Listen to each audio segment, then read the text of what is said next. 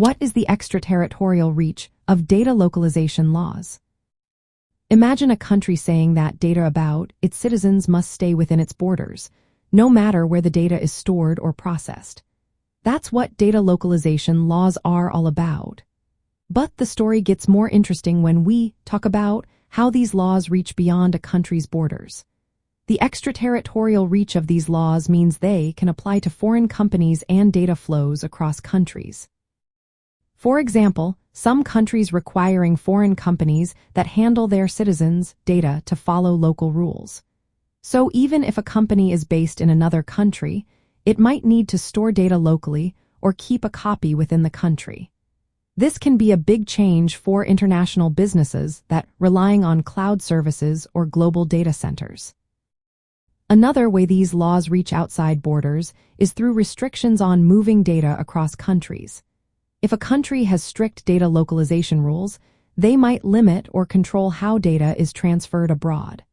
Sometimes, companies need special approvals or must meet certain conditions before sending data outside the country. Legal powers also play a role. Some countries can demand access to data stored abroad if it involves their citizens. They might require foreign companies to give them access or face penalties. Conversely, some countries restrict foreign governments from accessing data stored within their borders without proper approval. Let's look at some real examples. Russia requires that personal data of its citizens be stored on servers inside Russia, no matter where the company is based. China's cybersecurity law says critical data generated in China must stay there, affecting foreign firms operating in China. India's proposed data law says sensitive personal data must be stored in India, with some exceptions for international transfers.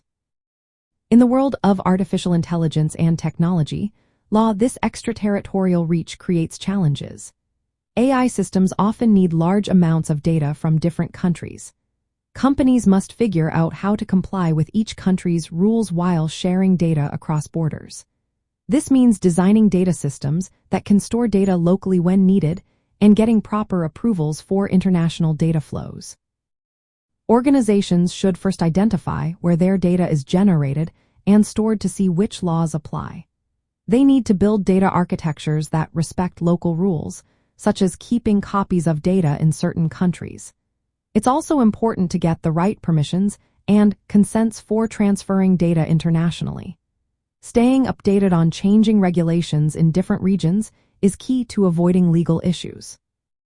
In short, the extraterritorial reach of data localization laws means that a country's rules can affect data handling everywhere.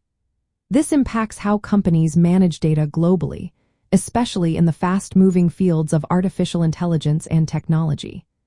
Navigating these laws requires careful planning and constant awareness of legal requirements across borders.